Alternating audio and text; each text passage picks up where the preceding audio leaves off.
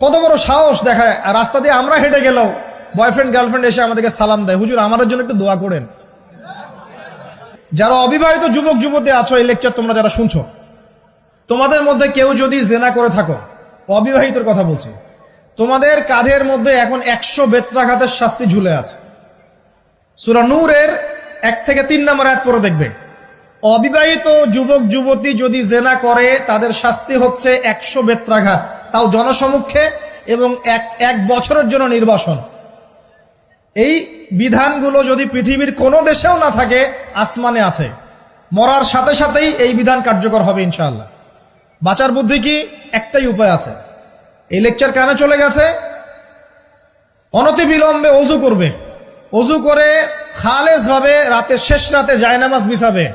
জায়নামাজ বিছিয়ে আল্লাহর সামনে দাঁড়িয়ে 2 রাকাত নামাজ পড়বে। পড়ে নিজের পাপের কথা স্মরণ করে চোখ দিয়ে দরদর করে পানি ফেলে দিবে। আল্লাহকে সেজদায় গিয়ে বলবে, আল্লাহ আমি জেনা করেছি, আমাকে মাফ করে দাও। আমার এই পাপের কথা কেউ জানে না, তুমি জানো, মাফ করে দাও।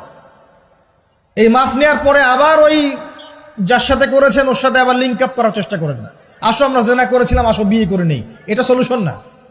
জেনা করেছেন, আগে তওবা করে ফিরে আসতে হবে, তারপরে পুরো জীবন ইসলামিক লাইফ লিড করতে হবে।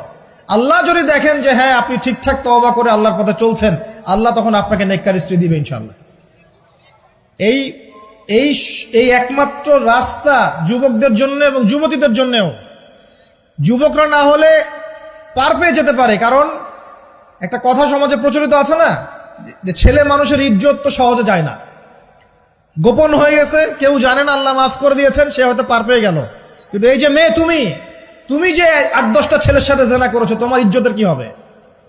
তোমার যে সতীত্ব তুমি নষ্ট করেছো, তুমি তো বিয়ের পর কোনো ঘরে গেলে সে হাজবেন্ডও বুঝতে পারবে তুমি আর সতী সাধী নও, তখন তোমার কি হবে? আল্লাহর কাছে ক্ষমা চান, ইস্তেগফার করেন। জেনার ফলশ্রুতিতে সমাজে মহামারী নেমে আসে। জেনা, পরকীয়া, অশ্লীলতার কারণে সমাজে এমন সব রোগ ব্যাধির উদ্ভব হয় যেগুলো কখনো ছিল না। এই শহরটা জেনার শহর, আমাদের এই ঢাকা শহর জেনার শহর। আপনাকে এটা বোঝার জন্য আমার লেকচার না শুনে আপনি পেপার পত্রিকা ঘাটেন, অনলাইন সার্চ করেন, দেখবেন এই শহরে আনাচে কানাচে জেনা হয় এবং ওপেন জেনা হয়, মানুষ জেনাকে হালাল মনে করে। এই শহরের যুবক যুবতী যারা একে অপরের সাথে বয়ফ্রেন্ড গার্লফ্রেন্ড কালচারে লিপ্ত আছে, এটাকে তারা হালাল মনে করে, কেউ হারামও মনে করে না। কত বড় সাহস দেখায়। আর রাস্তা দিয়ে আমরা হেঁটে গেলেও বয়ফ্রেন্ড গার্লফ্রেন্ড এসে আমাদেরকে সালাম দেয়, হুজুর আমাদের জন্য একটু দোয়া করেন। তো প্রত্যেকটা পার্কে পার্কে যাবেন, এই যে আপনাদের রেস্টুরেন্টগুলোতে যাবেন, দর্শনীয় যে স্পটগুলো সেখানে যাবেন, দেধার সে জেনা হচ্ছে, জেনা আর জেনা। আমি এই যুগের কথাই বলছি। নবী সাল্লাল্লাহু আলাইহি ওয়াসাল্লাম বলছেন, আমাদের নবী বলছেন, আমার উম্মতের একটা অংশ, সবাই না, আমার উম্মতের একটা অংশ অবশ্যই জেনাকে হালাল করে নিবে, অবশ্যই মদকে হালাল করে নিবে, মদ পান করবে কিন্তু মদের নাম অন্য দিবে, এবং তারা গান বাজনা বাদ্যযন্ত্র নর্তকীদেরকে হালাল মনে করে নিবে। নবী সাল্লাল্লাহু আলাইহি ওয়াসাল্লাম বলেছেন, যখন সমাজে এরকম পাপ বাড়ে তখন সমাজে এমন সব রোগ ব্যাধি আসে যা আগে কখনো ছিল না। এবং এদের ব্যাপারে নবীজি বলেছেন, একদিন সকালবেলা আল্লাহ পাক এদেরকে বানর এবং শুয়োর বানিয়ে দিবেন। কিয়ামতের আগে এই ঘটনাও ঘটবে, বিকৃত হবে, ভূমিধস, ভূমিকম্প, ভূমিধস এবং আকৃতির বিকৃতি, এগুলো আযাব আসবে আল্লাহর পক্ষ থেকে, এই জেনা, এই ব্যভিচার, এই পরকীয়া, নোংরামি, অশ্লীলতার কারণে। ঘরে ঘরে এগুলা বয়ফ্রেন্ড গার্লফ্রেন্ড কালচার, কেউ মনে করে না যে এগুলা হারাম, কেউ মনে করে না যে আমার এই যে সহপাঠী আমার গায়রে মাহরাম, এই গায়রে মাহরাম শব্দটাই নাই। কাজিন, চাচাতো বোন, মামাতো বোন, খালাতো বোন, এই যে কাজিন, এরা জেনা করছে। কি দেখা বাকি রেখেছি এই যুগে আমরা? এই যুগে আমরা দেখছি যে নিজের মেয়ের সাথে পিতার শারীরিক সম্পর্ক। পেপার পত্রিকা পড়েন, একটু অনলাইন ঘাটেন, দেখেন কোন যুগে আছেন আপনি। সমাজে ন্যায় অন্যায় হক বাতিলের মানদণ্ডই উল্টে যাবে। মানুষ ন্যায়কে অন্যায় মনে করবে, অন্যায়গুলোকে ন্যায় মনে করে নিবে। কোনো মানদণ্ড নাই। আমাদের শহরের এই অবস্থা, শান্তিতে কিভাবে ঘুমাবেন আপনি? নিশ্চিন্তে থাকবেন কিভাবে? কখন যে আল্লাহর গজব চলে আসে। কোরআনে একটা আয়াত আছে, যখন আল্লাহ পাকের গজব আসবে তখন শুধু জালেমদের উপর খাস করে আসবে না। আলেমদেরকে জিজ্ঞাসা করেন, আলেম ওলামাদেরকে জিজ্ঞাসা করেন, যখন আল্লাহর গজব আসবে জালেমদের উপরে শুধু খাস ভাবে আসবে না, সবার উপরে আসবে। তা আমি খুব ভালো মানুষ, ওয়াজ করছি, নসিহত করছি, পার পেয়ে যাবো এমন ভাবার সুযোগই নাই। আপনাকে আপনার সাধ্য মতো অন্যায়ের প্রতিবাদ করার চেষ্টা করতে হবে।